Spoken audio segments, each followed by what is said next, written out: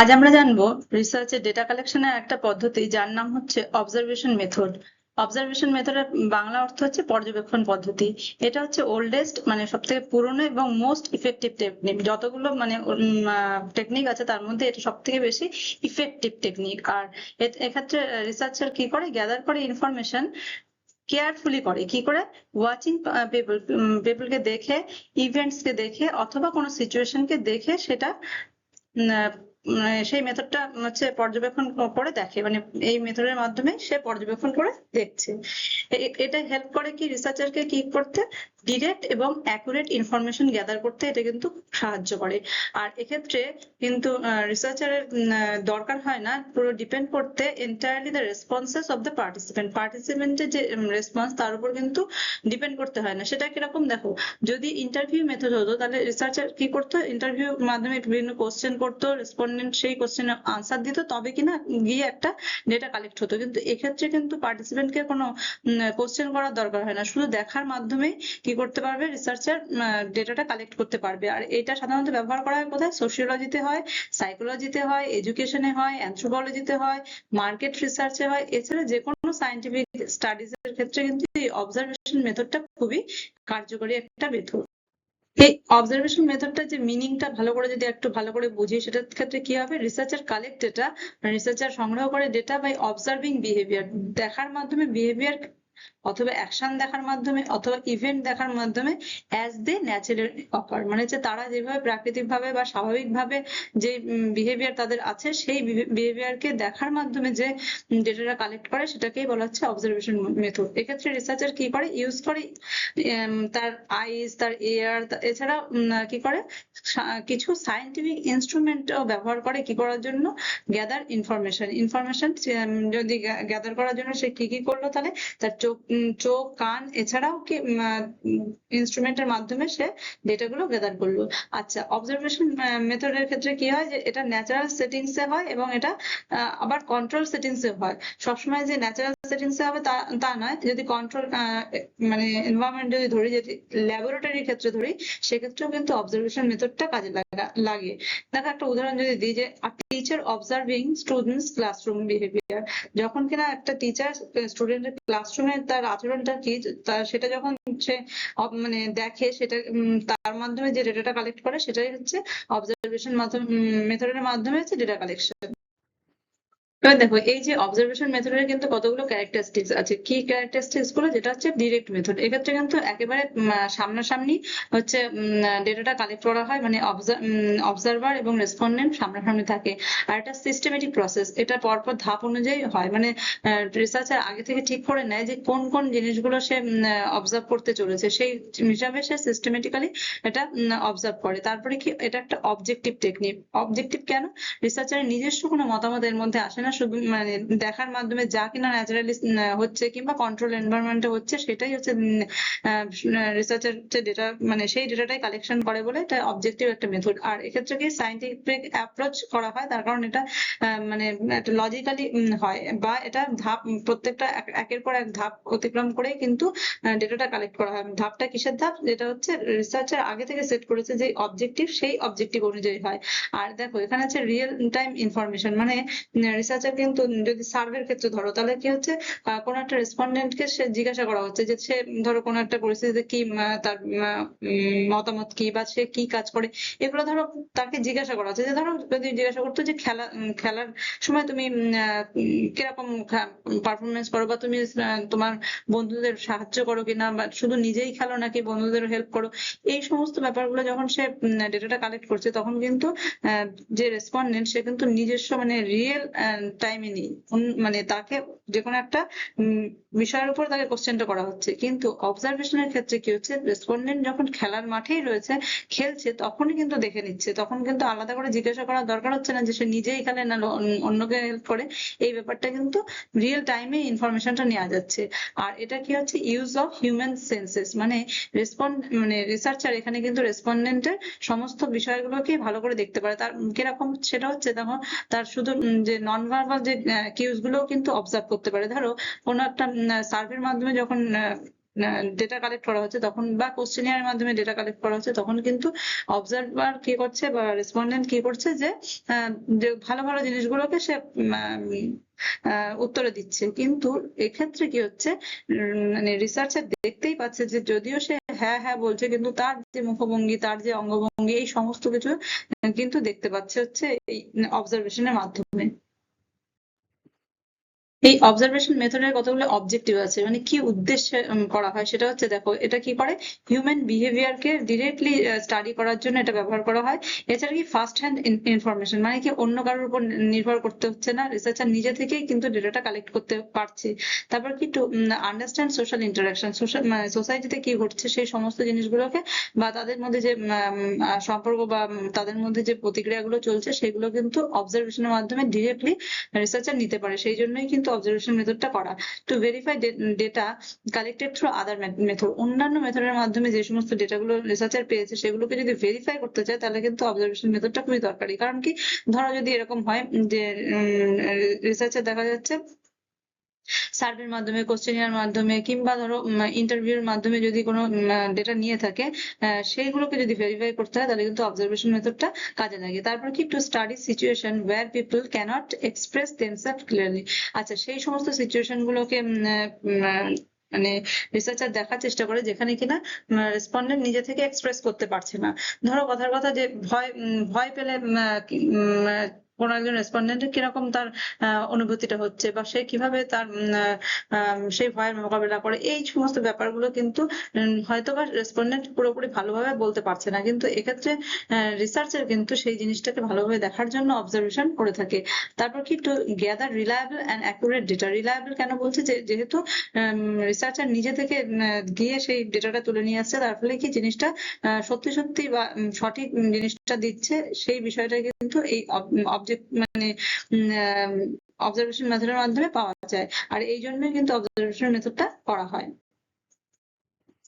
এবার দেখে নিই যে এই অবজারভেশন যে মেথডটা কত ধরনের হয়। দেখো অনেক ধরনের হয়। প্রথমে কি হচ্ছে, পার্টিসিপেন্ট অবজারভেশন। পার্টিসিপেন্ট অবজারভেশন মানে কি, এখানে রিসার্চার যাদের থেকে ডেটা কালেক্ট করতে হবে তাদের সঙ্গে একসঙ্গে মিশে গিয়ে তাদের থেকে কি করে ডেটা কালেক্ট করে। ধরো যদি কোনো একজন রিসার্চার চাইছে যে সে কোনো একটা আদিবাসী সমাজের সংস্কৃতি সম্পর্কে জানবে, তাহলে সেই পার্টিকুলার আদিবাসী সমাজে কে সে সিলেক্ট করে সেই সমাজে গিয়ে তাদের সঙ্গে র্যাপো গঠন করে তাদের সঙ্গে কিছুদিন থেকে যে অবজারভেশনের মাধ্যমে যে ডেটাটা কালেক্ট করে তাকেই বলা হচ্ছে পার্টিসিপেন্ট অবজারভেশন।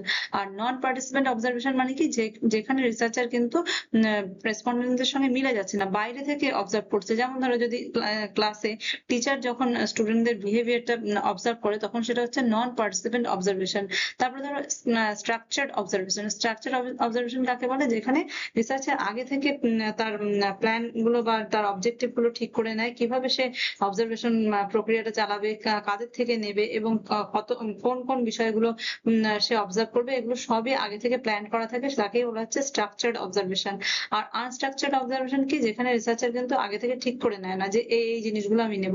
যেমন ধরো একটু আগে বললাম যেটা পার্টিসিপেন্ট অবজারভেশনের ক্ষেত্রে, যে কোনো একটা আদিবাসী সমাজে একজন রিসার্চার গিয়ে ডেটাটা কালেক্ট করছে, তখন কিন্তু সে আগে থেকে সমস্ত কিছু স্ট্রাকচার্ড ওয়েতে এরকম কখনো কখনো করে রাখে, কিন্তু অধিকাংশ ক্ষেত্রে বেশি ইনডেপথ ডেটা পাওয়ার জন্য সে কিন্তু এটা আনস্ট্রাকচার্ড করে দেয়। কারণ কি, সে দেখতে চায় যে ওপেন এন্ডেড কিছু জিনিস রাখে, যেখানে যার মাধ্যমে সে কি করতে পারবে, অনেক বেশি ডেটা কালেক্ট করতে পারবে এবং সেই সম্পর্কে আরো বেশি ইনডেপথ নলেজটা নেওয়ার জন্য কিন্তু আনস্ট্রাকচার্ড অবজারভেশন কন্ডাক্ট করা হয়। তারপর দেখো কন্ট্রোলড অবজারভেশন। অনেক সময় হয় যে অবজারভেশনটা কন্ট্রোলড এনভায়রনমেন্টে হয়, যেখানে কিনা রিসার্চার পুরোপুরি জায়গাটা সে কন্ট্রোল করে রাখবে, যে পুরো পরিবেশটা। সেটা যদি আমরা ধরি যে ল্যাবরেটরি যে এক্সপেরিমেন্ট গুলো হয় তাতে যে অবজারভেশন, সেক্ষেত্রে কিন্তু কন্ট্রোল অবজারভেশন হয়। আর আনকন্ট্রোল অবজারভেশন কি, ন্যাচারাল সেটিংস এ রেসপন্ডেন্ট যেভাবে কাজ করছে তাকে না জানিয়ে তাকে তার উপরে যে সমস্ত ডেটাটা কালেক্ট করা হচ্ছে অবজারভেশনের মাধ্যমে, সেটাকেই বলা হচ্ছে যে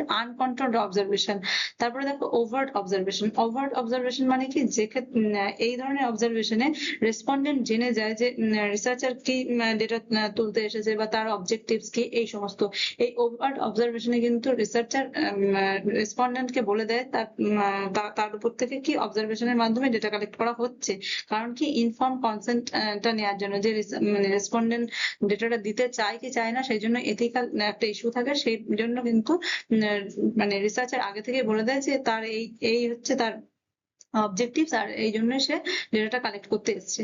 তাই ওভার্ট অবজারভেশন তো এথিক্যালের দিক থেকে খুব ভালো দিক, কিন্তু এক্ষেত্রে একটা সমস্যা থেকে যায়, সেটা হচ্ছে হথর্ন ইফেক্ট। হথর্ন ইফেক্ট মানে কি হচ্ছে, রেসপন্ডেন্ট যখন জেনে যায় যে তার উপর ডেটা কালেক্ট করা হচ্ছে অবজারভেশনের মাধ্যমে, সে তখন কি করবে, তার যত খারাপ জিনিসগুলো সেগুলো দেখাবে না, দেখাতে চায় না, এবং সবসময় সে কি ভালো যে জিনিসগুলো সেগুলো দেখাতে চায়। তার ফলে কিন্তু রিসার্চের যে ডেটাটা সে কালেক্ট করতে গেছে, সেই ডেটার মধ্যে অনেক বেশি বায়াস ব্যাপারটা থেকে যায়। তারপরে দেখো কোভার্ট অবজারভেশন। কোভার্ট অবজারভেশন মানে কি, এই ধরনের অবজারভেশন ঠিক ওভার্ট অবজারভেশনের উল্টোটা। মানে এক্ষেত্রে কিন্তু রেসপন্ডেন্ট জানতেও পারে না যে তার উপর থেকে ডেটা কালেক্ট করা হচ্ছে, মানে পুরোপুরি একেবারে মানে গোপন ভাবে কিন্তু রিসার্চার এখানে ডেটাটা কালেক্ট করে। এক্ষেত্রে সমস্যা হচ্ছে কি, এথিক্যাল ইস্যুটা হচ্ছে যে রেসপন্ডেন্ট জানছে না, কিন্তু রিসার্চার এই ডেটাটা কালেক্ট করছে। তো এথিক্যাল দিক থেকে এটা কিন্তু রং ওয়ে, কিন্তু তবুও কখনো কখনো কোভার্ট অবজারভেশন করা হয়। কারণ দেখো,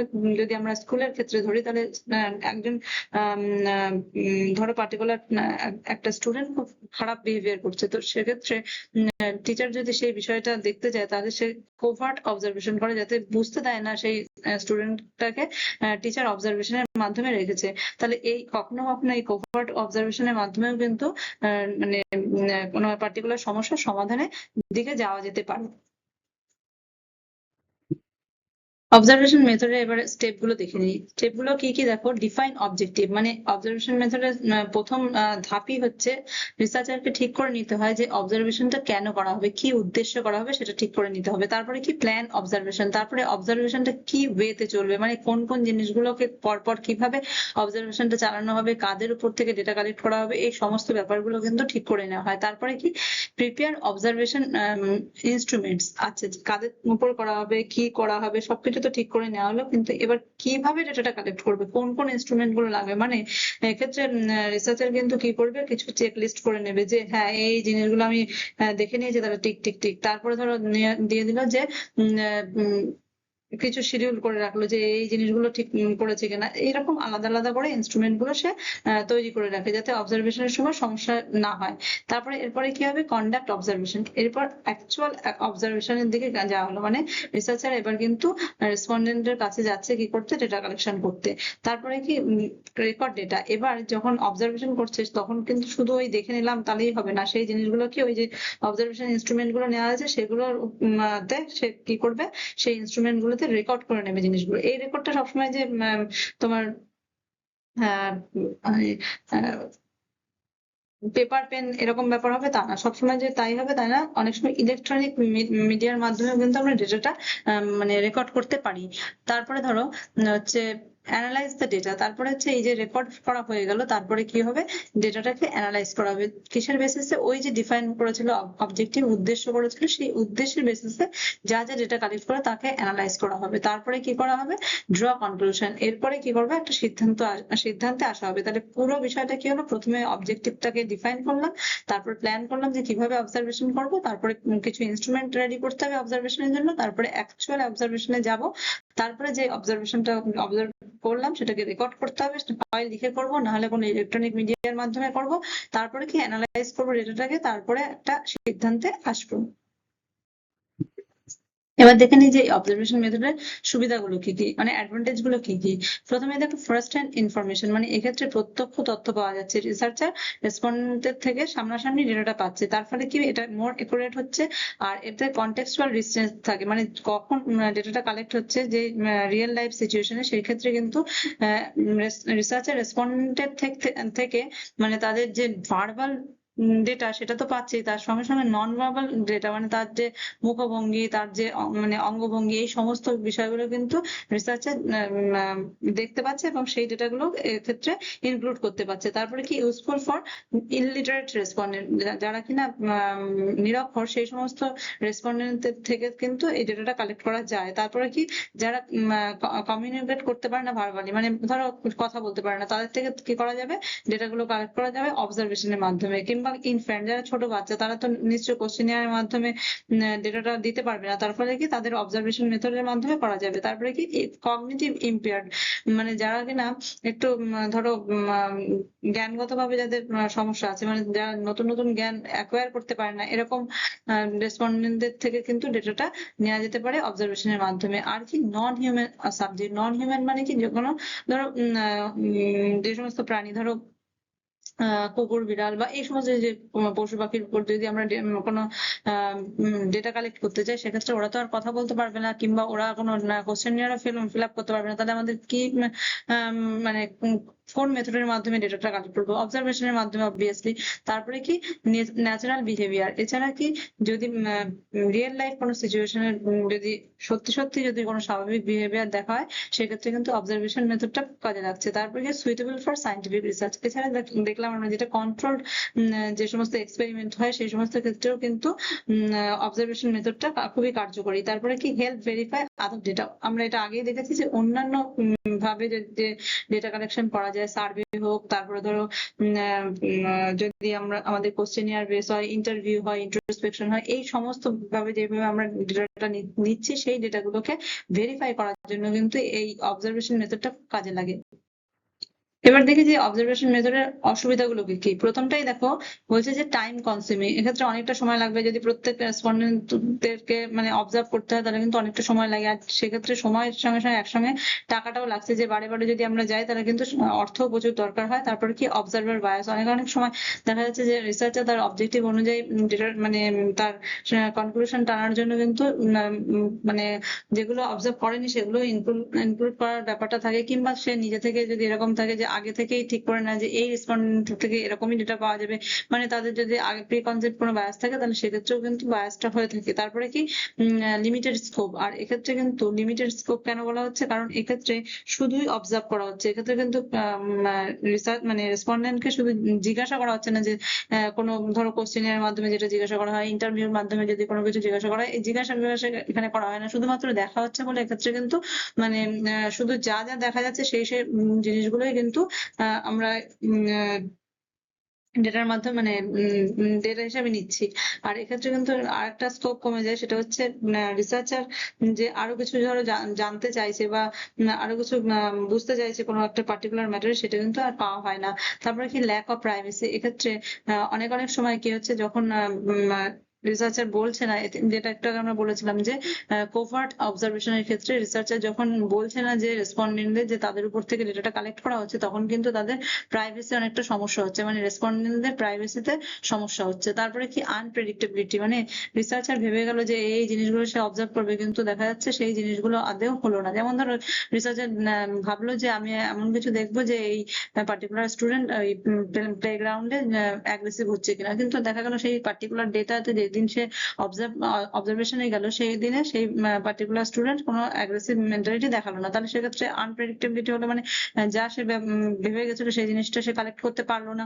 তারপরে কি এথিক্যাল কনস্ট্রেন্টস, ওই যে বললাম যে কোভার্ট যদি অবজারভেশন হয়, যদি রেসপন্ডেন্ট না জানে, তাহলে সেক্ষেত্রে কিন্তু সমস্যা হয়ে যায়, কারণ তার প্রাইভেসিতে সমস্যা হয়ে যায়, তার কনফিডেন্সিয়াল মানে সে তার যে ডেটাগুলো কনফিডেন্সিয়াল রাখার উচিত ছিল সেগুলো কিন্তু রিসার্চার রাখতে পারে না। তাহলে এই সমস্যাগুলো কিন্তু হয়ে থাকে। আচ্ছা, এই যে আমরা অবজারভেশন মেথডটা পড়লাম, তার ইম্পর্টেন্সটা কি, মানে রিসার্চের ক্ষেত্রে এটা কি গুরুত্বটা রাখছে? প্রথমটাই দেখো, এটা প্রোভাইড করে রিয়েলিস্টিক ডেটা, মানে হচ্ছে সত্যি সত্যি যে ঘটনাটা ঘটছে সেই ডেটাগুলো আমরা পাই। তাছাড়া কি করে, এটা কমপ্লেক্স সোশ্যাল অর্ডার বা সোশ্যাল বিহেভিয়ারকে বুঝতে সাহায্য করে। তাছাড়া এটা কি রিলায়েবিলিটিকে আরো বেশি বাড়িয়ে তোলে। আর এটা এক্সপেরিমেন্টাল স্টাডিজ এর ক্ষেত্রে কিন্তু অনেক বেশি দরকার হয়। আর এটা কি করে, সাপোর্ট করে ডিসিশন মেকিং ইন বিজনেস অথবা এডুকেশন বা বিজনেস এর ক্ষেত্রে যদি কোনো সমস্যা থাকে, তাহলে সেই সমস্ত সমস্যার যদি আমাদের ডিসিশন নিতে হয়, তাহলে কিন্তু অবজারভেশন মেথডটা খুবই কাজে লাগছে। তাহলে আজকে আমরা জানলাম যে রিসার্চে ডেটা কালেকশনের ক্ষেত্রে অবজারভেশন মেথড কাকে বলে, অবজারভেশন মেথডের টাইপস গুলো কি, তার ক্যারেক্টারিস্টিক্স গুলো কি, তার অ্যাডভান্টেজ গুলো কি, তার ডিসঅ্যাডভান্টেজ গুলো কি, তার ইম্পর্টেন্সটা কি, এই সব কিছু।